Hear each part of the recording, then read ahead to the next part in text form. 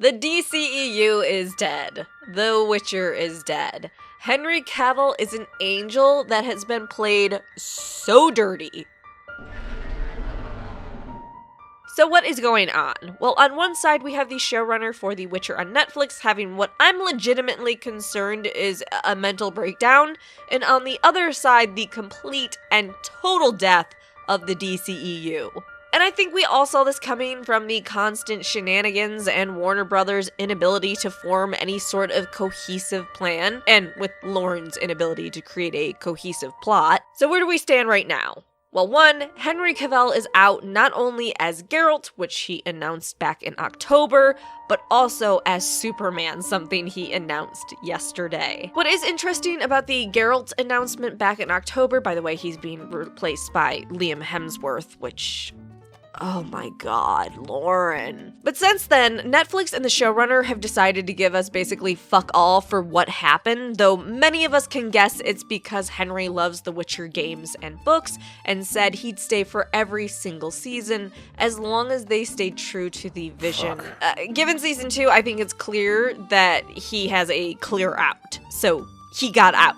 However, that's speculation because the showrunner has stayed silent for so long. Her excuse being, by the way, was because one, she got death threats, and then, now that she's doing interviews and promos for Blood Origin, she doesn't want to talk about it because we need to keep the spotlight on Blood Origin and the actors and everyone that works so hard on it. I'll try to address that in a separate video, but basically Lauren is going around just being so snarky and awful to everyone while begging for us to watch season 3 so they can keep making seasons beyond that. I'm sorry, let's rein it back in. So for Superman, Cavill was once more the first to step up and say, hey, yep, I met with Gunn and I'm out, which is just so magical because in October, with him saying, hey, I'm done playing Geralt, he said, I'm coming back as Superman. Well, Gunn takes over.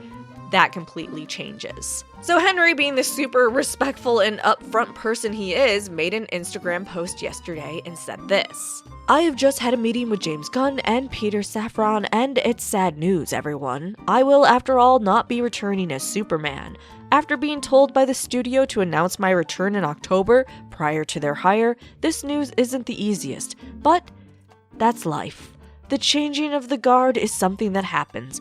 I respect that James and Peter have a universe to build, and I wish them and all involved with the new universe the best of luck, and the happiest of fortunes.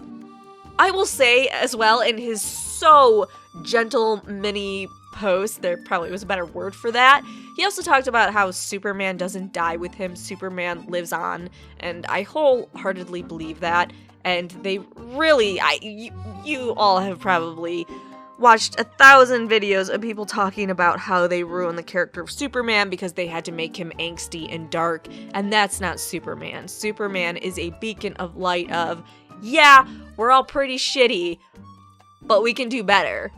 Now, if you're worried about Gunn taking control, he has promised that he has worked out an entire DC slate, but he won't announce this until January, so we're gonna have to wait a few weeks for him to finally come forward and say, hey guys. Now, I think we can start putting the pieces together as more actors come out and say, yeah, I had a meeting with Gunn, and he was like, peace. Let's just hope the idiot currently running Warner Brothers does not just all of a sudden axe Gunn after Gunn makes all these decisions. I can see that happening because, I don't know, I'm actually worried that the new CEO of Warner Brothers is a psycho. Where I will commend Gunn compared to Lauren Hissrich, who, again, is attacking fans. If you want to see some fun stuff, go on to her Instagram.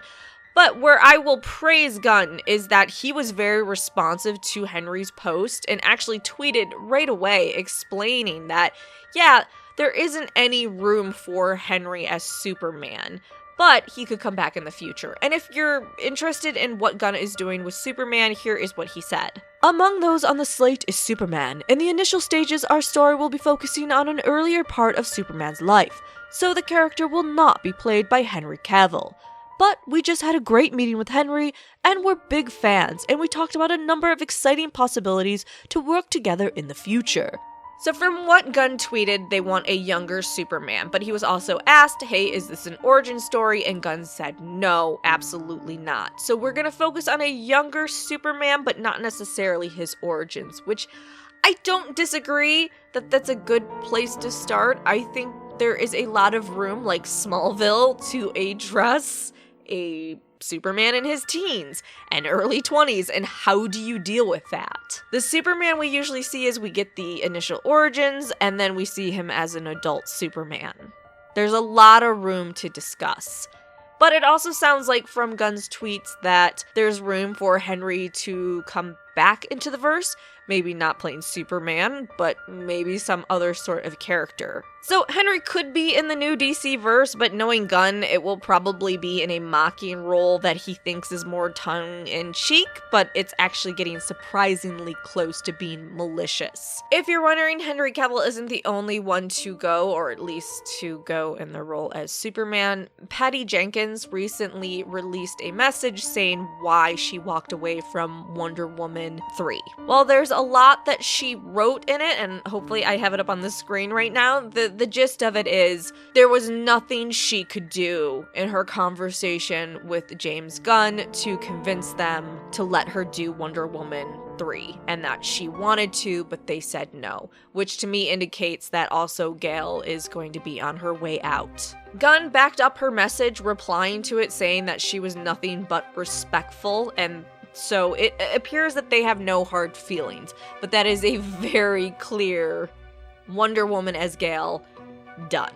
Which means the Amazonians, the Amazons story we were going to see as a TV series, I'm thinking is also a non-go. Honestly, I'm worried for all the DC shows they were going to put on HBO Max because, again, Zaslav is an interesting fellow. He's made some interesting decisions. And we're going to continue to see those interesting decisions take effect next year and the years to follow. If you're wondering about Ben Affleck as Batman, I think he's out as well, but Gunn did say that Ben Affleck and him met and they discussed him directing, which is something that Ben really, really wants to do. So it looks like Ben Affleck will be directing a movie in this new DC verse under James Gunn, but won't be back as Batman. Honestly, at this point, we just have to wait until January to see Gunn's announcement and where exactly he's going, because there are a lot of different DC projects that have been announced over the past few years and where that's coming to. I think the Flash movie could definitely be the final movie to kind of reset everything, but I don't know if there's enough planning ahead of time to get that done. Honestly, this is just sad news all around. I am very sad to see Henry go as Superman. I'm sad to see him go as The Witcher. I'll be covering more of it. But let me know. Like, subscribe. What do you think about all this? Are you excited about the future of the DCU? Do you want to see certain actors play Superman and Batman? Are you hoping that they take Robert Pattinson's The Batman and the Joker and combine that into one verse and then start adding in Wonder Woman and Superman to that? What do you think James Gunn is going to do with Peacemaker? Is that just going to be a sort of side piece that he keeps and continues going on, or is he going to wrap it up?